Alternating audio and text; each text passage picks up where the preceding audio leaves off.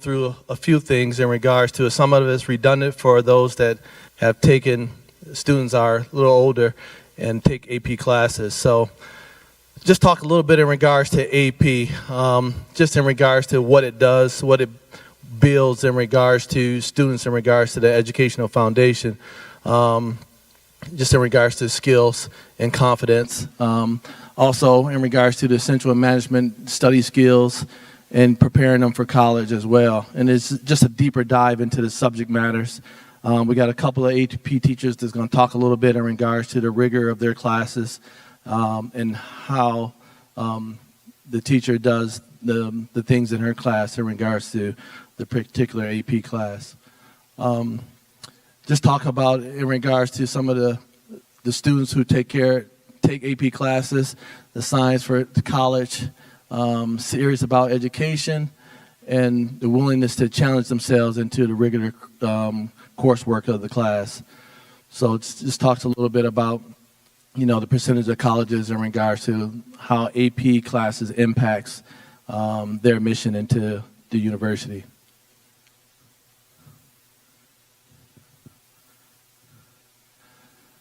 So research shows that students who receive a 2 or more on AP exams are ready for college.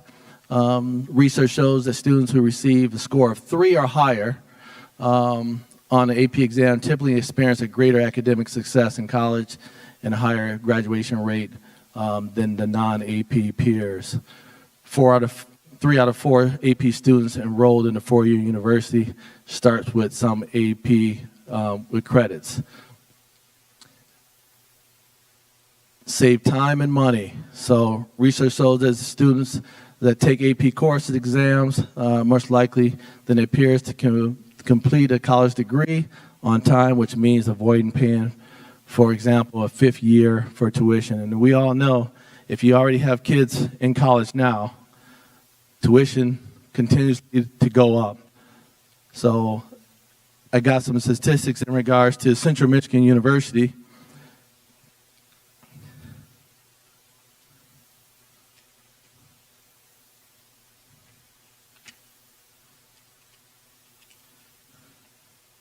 Right now at Central Michigan University, the tuition for 1 credit hour is $477 per credit hour at Central Michigan. My daughter attends Heidelberg University, which is a private university in Ohio, and it's even more there, $535 per credit at her university. So your child taking an AP class, getting 3 or higher on that test, that's 1 less class they have to take at a university at a much cheaper rate. And a lot of kids will go into a university already having some college credits under their belt and may get out and graduate a little sooner than most that go 4.5 or 5 years.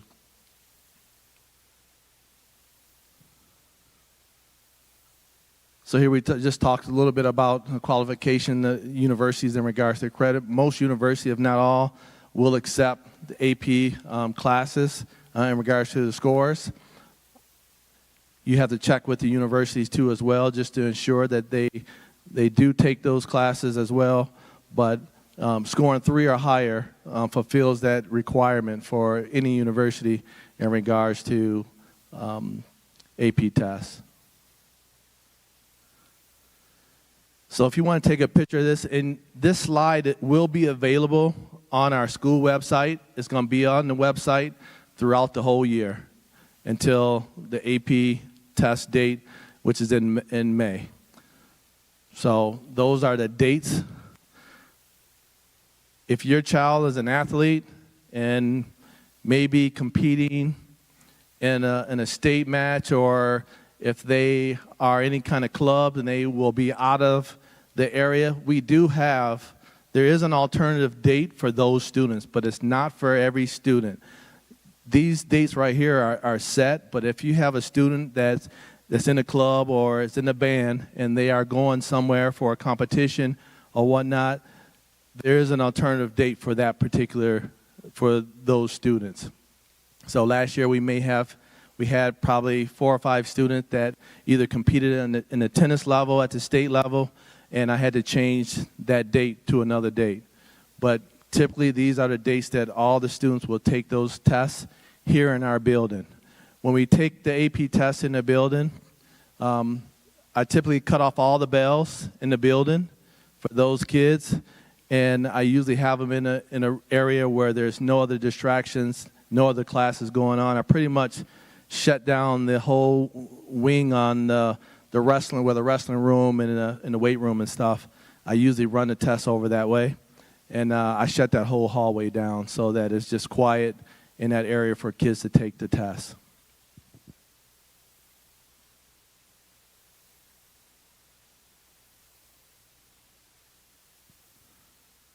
This is the most important piece to this slide.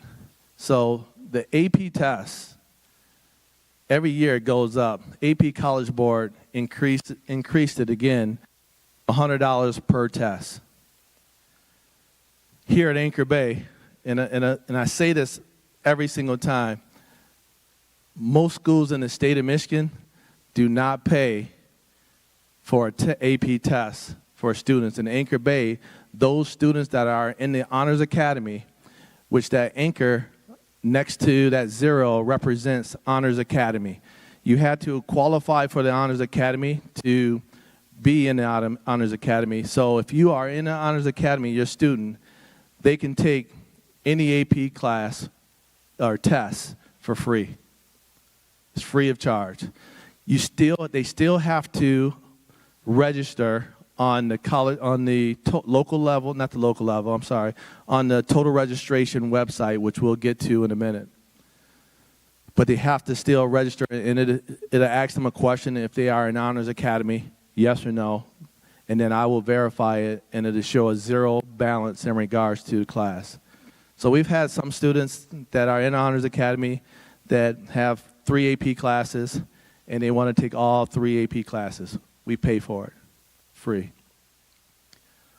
If you are non-academy student, so just a regular student, not in Honors Academy, it's still a benefit. Your child's cost is only $60 of that $99. So all you have to pay is $60, and you can take AP class tests as well. If you are free and reduced lunch, and this year in the state of Michigan, every student gets free lunch, but you still have to qualify for the $15 to take that test. So after November 15th, that date is not Anchor Bay's date. That date is College Board. After that date, if you have not registered your kid for whether they are Honors Academy or not, they would have to pay a $40 late fee. And the $40 late fee is not Anchor Bay's late fee, it's College Board's late fee. And it's kind of different because the test is not until May, and we're talking about November 15th is the deadline. So, but the $40 late fees apply. If your student goes all the way through and come May, and the tests are here and got them ordered and there's a spot for your son or daughter, and they don't show up for the test, they don't want to take the test no more. The class is a little too hard. They don't think they'll do well in the test.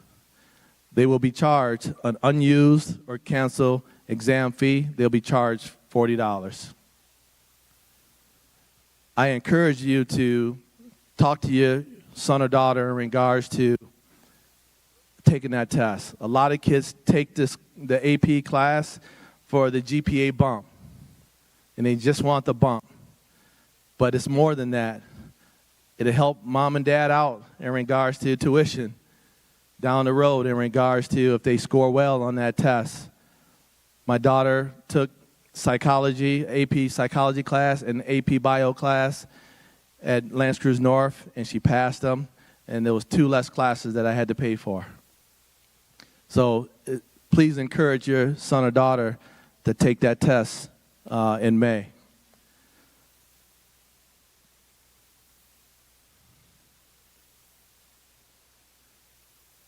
Every year, I say this too as well, is this two-step process. I wish it was only a one-step process. College Board does not take money from parents. So it's a two-step process. So total registration is the site, again, whether your kid is in the Honors Academy or not, whether they're taking it free or not, they still have to go to total registration and register. When they register at if I click on that link, I guess I'm testing myself to see if it works.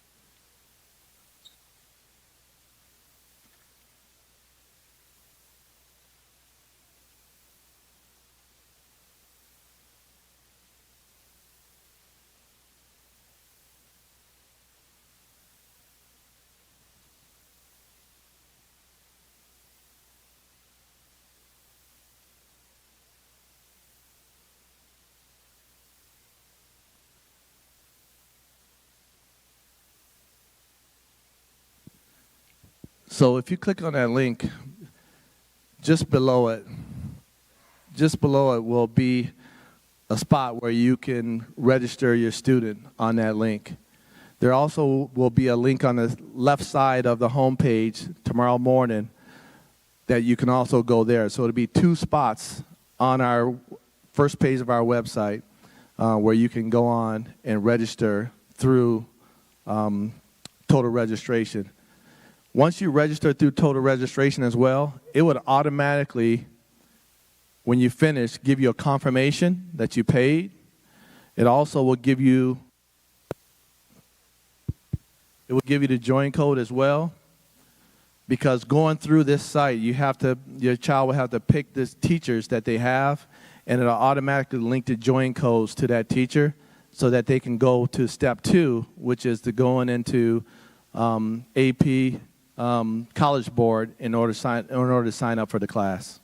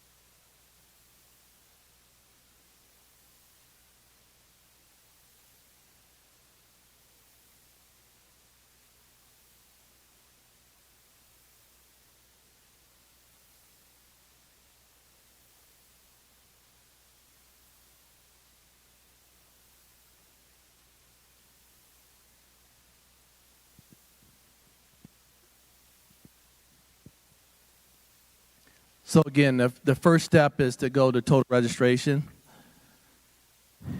and create that, and it asks questions in regards to parents' name, phone number, all that jazz in regards to the address. It also asks questions to the student whether or not they're in Honors Academy, yes or no. It also asks a question in regards to free and reduced lunch. Do you qualify? So there's a list of prompts in regards to step 1. Once you finish with step 1, last year the issue was parents would do this part, and they would tell their kids, I registered you for the test and everything is good. And what happened was when it was time for them to take the test, kids would show up, not a lot, kids would show up and they say, well, my parents paid for my test. I should have a test here. And the parents forgot step 2. Step 2 is the College Board site. That's where the tests get ordered. That's when they come to me, and then I have a test with your child's name on it, ready to go. So step 2 is also important. This year, which is new, last year, I could have done it last year, but I chose not to. Everything is going to digital. Everything is going to computer online testing for AP. Last year, I got the option to do paper and pencil, and I chose that option because I didn't want any mishaps in regards to our Wi-Fi going down with all construction and everything going on. I ended up just doing pen and paper, pencil and paper, and it worked out. But this year, College Board has decided that everything is digital. So there's no more paper and pencil tests. So teachers I've been working with here in the building in regards to having Chrome carts for AP teachers in the classroom so that kids can be more familiarized with the computer to be able to do a lot of their work on the computer so they're comfortable when they take that test. And I know some kids are more comfortable with it than others, but they will have pretty much the whole school year to try to work on their skill set in regards to being able to maneuver with the computer to take the test. Some tests, a few tests are still paper and pencil, but majority of them, 90% of them, will be on the computer. So the hyperlink for the College Board is there too as well. I did not post the join codes like I share, and the reason why, it got a little confusing because the kids are responsible to do that with their teachers in the classroom. And a lot of what happened last year was parents were getting the join codes and signing them up themselves. And then I would ask a student if they knew what their password was, and they said, my mom did it, or my dad did it. I don't know the password. And then they have to call home and figure out who did the password for it. So the kids are responsible for going into College Board, creating their account, username, password, and they will get the join code when you sign up in the total registration. The teachers also have the join code in the classroom. They don't have it right now, but they will have it by the end of the day today. So the teachers will have the join code as well. If there's some issues at home in regards to your son or daughter signing up, they can get help here at school also. So this is it for all the 10th graders that don't have a College Board account. This is just some steps in regards to being able to sign up for an account. Those that have taken a test before can use the same account and continue that. The good thing about this College Board, they offer a lot of support within College Board. So once the kids sign up with that join code, teachers use those resources from College Board to help them prepare for that test. And there are also practice questions, progress check-ins, and assignments that teachers can assign in addition to the additional work that's being done in the classroom.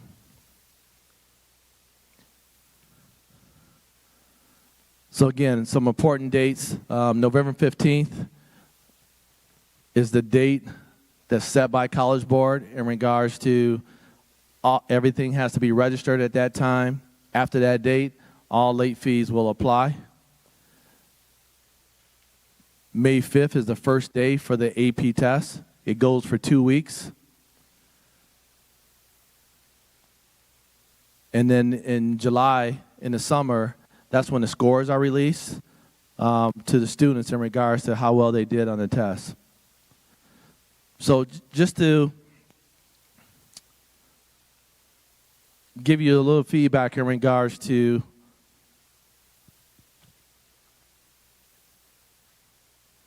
our test scores compared to others. So last year, and we got 3 teachers here today.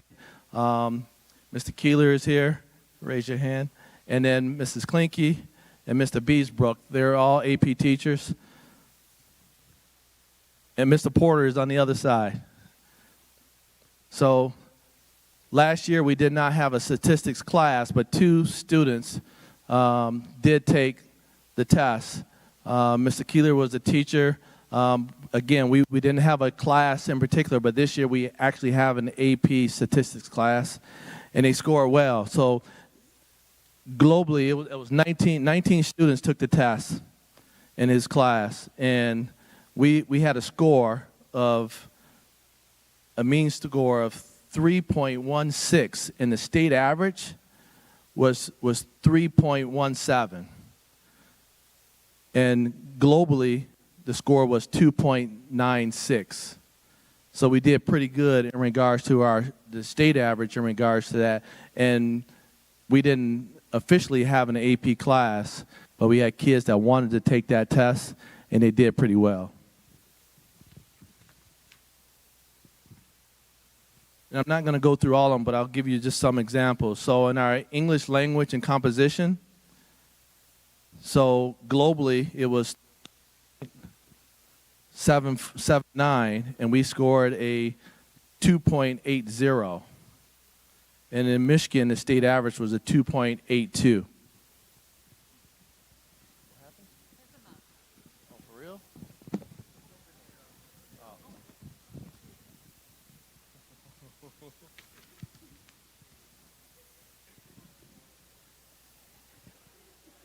That's our new mascot.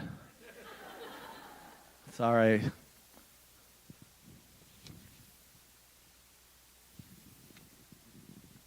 So 2 more. So our English literature and composition, we scored a 3.24, and globally the score was 3.16, and in Michigan it was a 3.16. So we did pretty well in our lit and composition class here at Anchor Bay. And the last one I want to go through, world history. So our world history also did well this year. So we scored a 3.43, and the state average is a 3.17. So we did really well on world history, and globally it was 3.11.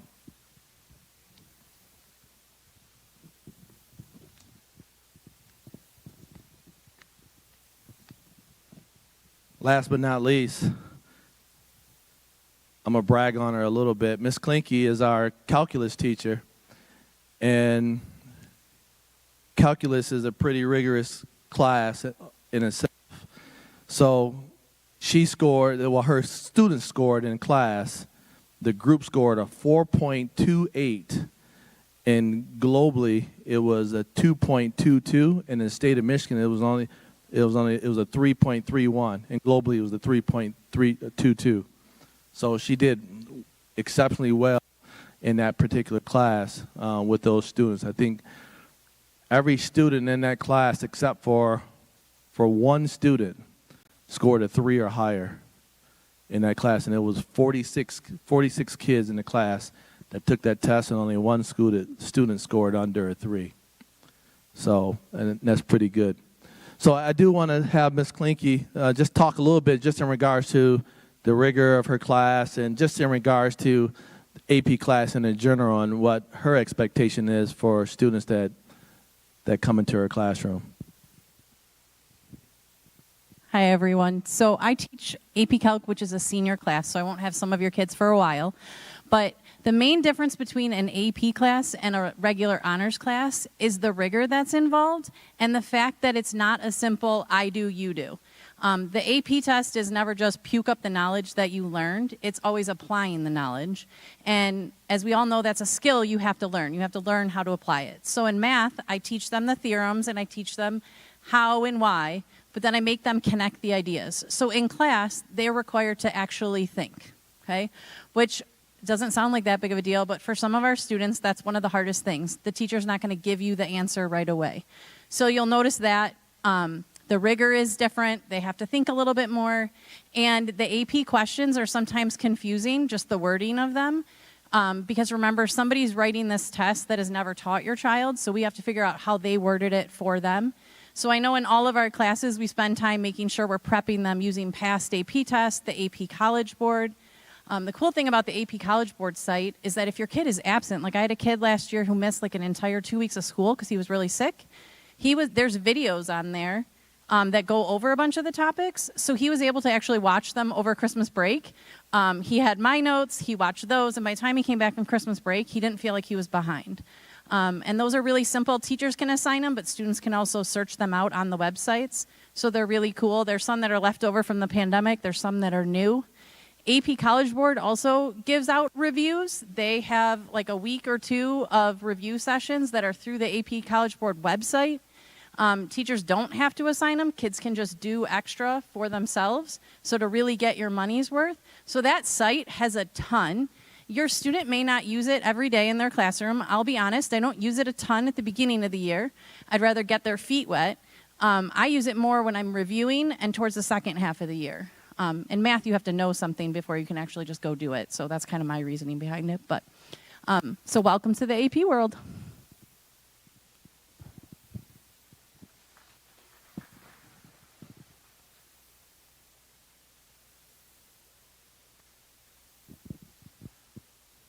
So this is the last slide. You know, if you have any questions, whether it be today, whether it be tomorrow, I'm always available. You can reach out to me here at school if you have any questions in regards to any of the information that was shared with you today. I can walk you through if your kid have a little trouble in regards to signing up for the test. They either can go to the teacher or they can see myself in regards to helping them in regards to sign up. But again, I can't stress enough in regards to signing up before November the 15th in regards to it. And again, sometimes things happen. A lot of time, last year I had 4 or 5 kids. You know, they go into second semester and they're no longer in that class anymore because it was a little too tough. And they ended up getting out of that class and they don't want to take the test anymore. If I know it ahead of time, I can try to work to the point where if you pay the $60, if it's non-honors kid, I can probably get you that refund in regards to it. But if they wait till the last minute and I have a test for them and they haven't told me anything or haven't told their teacher, then they're going to be charged that $60 as well as an extra $40. If your child is a senior, last year I had 4 seniors that could not get their cap and gowns until they paid that $40. So, you know, it's real important that you talk to your child in regards to, you know, the class in itself, in regards to the work that they have to put in order to get through the class. Every teacher that we have are very supportive. They're willing to work with your child. So even if they feel like, you know, they're getting a C in the class, it's still attainable for them to score well on that test, and look at it that way, opposed to looking at it from a GPA standpoint. College will look at those scores, and admission sometimes is based on, you know, the level of classes that they've taken at the high school level. So just keep that in mind when you're talking to your child in regards to the commitment that it will take in regards to. But our teachers are all willing to support your child throughout the year. So if you have any questions, I know I left a little bit of time before you go to the curriculum and go to the class, but if not, I am available here in the building throughout the day. So please reach out if you have any additional questions. I appreciate your time, and I hope you guys have a good evening.